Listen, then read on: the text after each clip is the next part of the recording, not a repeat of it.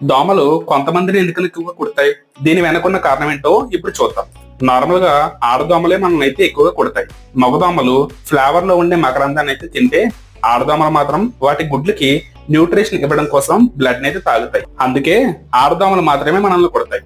మన బాడీ నుంచి వచ్చే చెమట వాసనకి, కార్బన్ డైఆక్సైడ్ కి అట్రాక్ట్ అవుతాయి. దోమలు ఆ స్మెల్ ని 10 మీటర్ల దూరం నుంచే కనిపెట్టగలవు.